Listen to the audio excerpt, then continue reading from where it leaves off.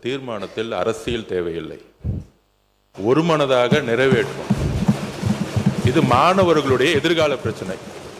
இந்த நீட் தீர்மானங்கிறது அரசியலுக்கு அப்பாற்பட்டு நாங்களும் குறை சொல்ல முடியும். அதனால திமுக என்ன செய்தது, ஒன்றிய அரசியல் மத்திய அமைச்சராக இருக்கும்போது என்ன செய்தது, அதுக்குள்ள போக விரும்பல. இங்க அரசியல் பேச வேண்டாம், பழைய வரலாறை பத்தி பேச வேண்டாம். வழிமொழிந்து ஒருமனதாக தீர்மானத்தை நிறைவேற்ற நினைக்கிறோம். இதற்கு மேல அரசியல் பேசினாங்கன்னா எங்ககிட்டையும் எல்லா ஆதாரங்களும் இருக்கு. தமிழக வெற்றி கழகத்துடைய தலைவர் தேர்தலுக்கு முன்பே ஏன் அரசியல் வருவதற்கு முன்பே தங்கை அனிதாவுடைய மரணத்தில் பங்கேற்றவர். அனிதா இதுக்கு போனாங்க சார், அது கரெக்ட். இப்ப ஜூன் 21 மறுதேர்வுக்கு முன்னாடி சேலத்தில் சேர்ந்த கோபிகா, தருமபுரி ரோஷினி, கிருஷ்ணகிரி வெற்றி ஆனந்தன் 3 தமிழ் ஊர்கள் நீட்னால இறந்தாங்க. இதுக்கு யார் சார் போனது?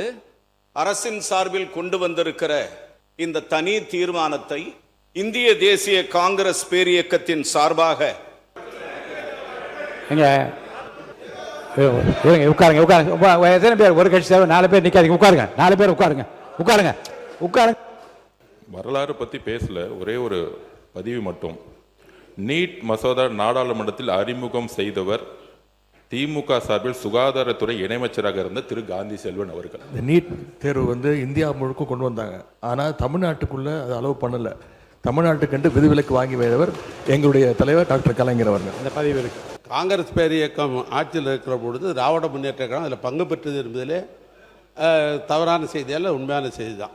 அப்பொழுது நாமக்கல்லை சேர்ந்த காந்தி செல்வன் என்பது அவர் சாதாரண ராஜாங்க துணை மந்திரியாகத்தான் இருந்தார். அவர் நாடாளுமன்றத்தில் இந்த நீட்டு தேர்வை அவர் அறிமுகப்படுத்தவில்லை. பொதுப்பணித்துறை அமைச்சுக்கு சொல்கிறேன்.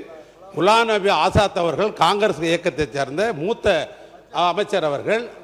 எனவே அவர் தான் நாடாளுமன்றத்தில் அறிமுகப்படுத்தி பேசினார் ஒழிய நாங்கள் தமிழ்நாட்டில் இந்த நீட்டு தேர்வை நாங்கள் ஏற்றுக்கொள்ள மாட்டோம் என்று தமிழ்நாட்டு முதலமைச்சராக இருக்கிற கலைஞர் சொன்ன கருத்தையும் அந்த கேபினெட்டில் சொல்லப்பட்டது மட்டுமல்ல, அப்பொழுது முதலமைச்சராக இருந்த கலைஞர் அவர்கள் கடிதமே எழுதினார். என்ன எழுதினார்னா, தமிழ்நாட்டுக்கு நீட்டு ஒத்து வராது, நாங்கள் இங்கே அறிமுகப்படுத்த மாட்டோம், ஏற்றுக்கொள்ள மாட்டோம் என்று சொன்னார்கள். அவருக்கு உத்தரவாதம் கொடுத்தாங்க, நாங்கள் தமிழ்நாட்டில் நாங்கள் நிறைவேற்ற மாட்டோம், ஏற்றுக்கொள்ளுகிற மாநிலத்தை அவங்க ஏற்றுக்கொள்ளட்டும் என்று சொன்னார்கள். அதனால தான் தடை இருந்தது. அவர் இருக்கும்போது தடை இருந்தது. அதற்கு பின்னால் ஆண்ட அம்மையார் அவர் காலத்திலும் நீட்டு தேர்வு நுழையல. அதுதான் வரலாறு. பிளே ஸ்டோர் மற்றும் ஆப் ஸ்டோரில் இருந்து பாலிமர் செயலியை QR கோடு மூலம் பதிவிறக்கம் செய்யுங்கள். செய்திகளை உடனுக்குடன் பெறுங்கள்.